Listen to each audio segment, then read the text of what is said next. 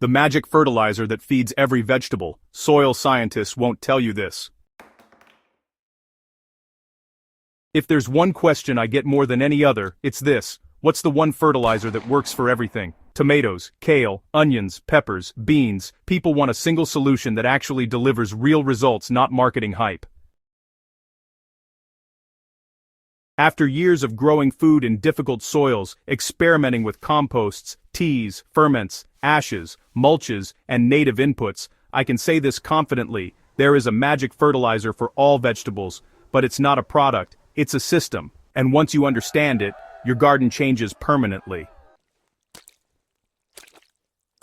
This article breaks that system down into something simple, repeatable, and incredibly effective, no matter where you garden. Plants don't eat fertilizer, soil life does. This is where most gardeners, especially beginners, get led astray. We're taught to feed plants directly with bottled nutrients, but healthy vegetables don't thrive because of chemicals. They thrive because billions of microbes are working non-stop in the soil, converting organic matter into plant-available nutrition. The magic fertilizer is any input that feeds soil life first, not plants directly. When microbes are active, vegetables get steady nutrition, stronger immunity, deeper roots, and better yields, without burning, deficiency swings, or constant reapplication. That's the foundation of soil power gardening.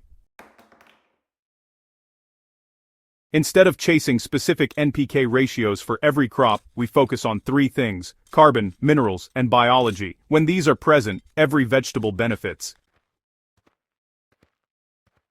Carbon is the energy source for soil microbes. Without it, nothing else matters. This comes from compost, leaf mold, crop residues, mulches, and even woody materials breaking down slowly in the soil. Carbon-rich inputs create long-term fertility rather than short-lived growth spurts.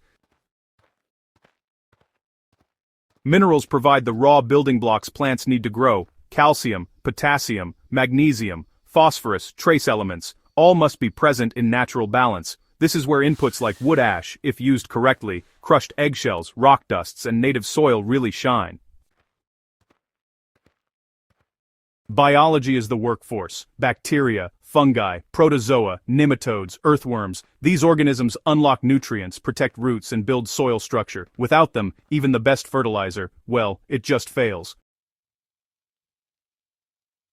When you combine these three intentionally, you get results that look, honestly, magical. Over time, I've refined a simple fertility approach that works across nearly all vegetables, from heavy feeders like tomatoes and cabbage, to lighter crops like carrots and herbs. It starts with well-finished compost or forest-like organic matter. This isn't just rotted stuff, it's biologically active material that smells earthy and alive. Compost provides carbon, microbes, and slow-release nutrients in a form plants can actually access. Next comes mineral support, applied lightly and strategically. A small amount of sifted wood ash can provide potassium and calcium. Native soil, especially from undisturbed areas, reintroduces local microbes perfectly adapted to your climate. This is something commercial fertilizers can never replicate. Finally, we activate everything with water and time, not force. No harsh feeding schedules, no weekly liquid bombardment. The soil does the work when conditions are right. This approach feeds vegetables for weeks or months, not days. Different vegetables have different nutrient preferences, but healthy soil buffers those differences naturally. In living soil, microbes adjust nutrient availability based on root signals. Tomatoes can pull what they need without robbing onions.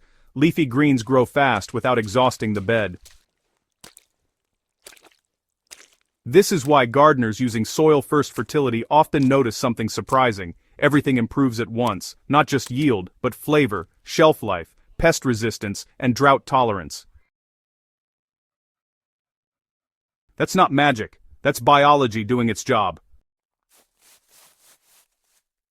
One of the biggest mistakes gardeners make is overfeeding. More fertilizer does not mean more growth. In fact, excess nutrients often suppress microbial life and weaken plants.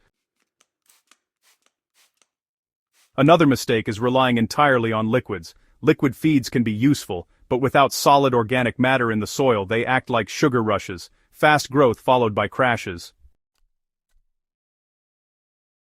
Ignoring minerals is another silent failure. Compost alone is not always enough, especially in heavily cropped soils. Remineralizing with gentle natural inputs is essential for long-term success. The soil power approach avoids all of this by working with soil processes instead of against them. Whether you garden in raised beds, containers, or open ground, the method stays the same. Just build organic matter into the soil, add minerals sparingly, keep the soil covered, and water consistently, not excessively. You don't need special tools or expensive products. What you need is patience and observation. The soil will tell you when it's improving. Better structure, darker color, more earthworms, and, yeah, stronger plants. Once you see those signs, you'll know you're on the right path. In the first season, most gardeners notice stronger seedlings, fewer deficiencies, and steadier growth. By the second season, yields increase dramatically and pest pressure drops. By the third season, the soil begins to maintain itself. That's when gardening stops feeling like work and starts feeling like partnership. And yes, this works for all vegetables, leafy greens, fruiting crops, roots, legumes. The soil doesn't play favorites. Anyone can sell fertilizer, very few teach soil.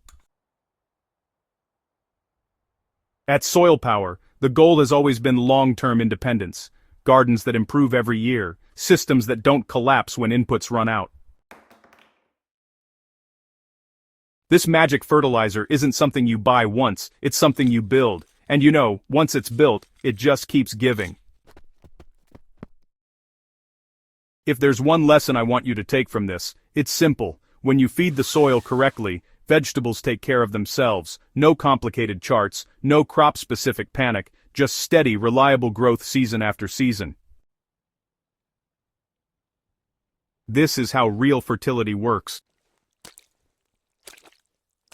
If you found this article helpful, make sure to subscribe to the Soil Power YouTube channel, share this with a fellow gardener, and, yeah, keep building soil that gets stronger every year.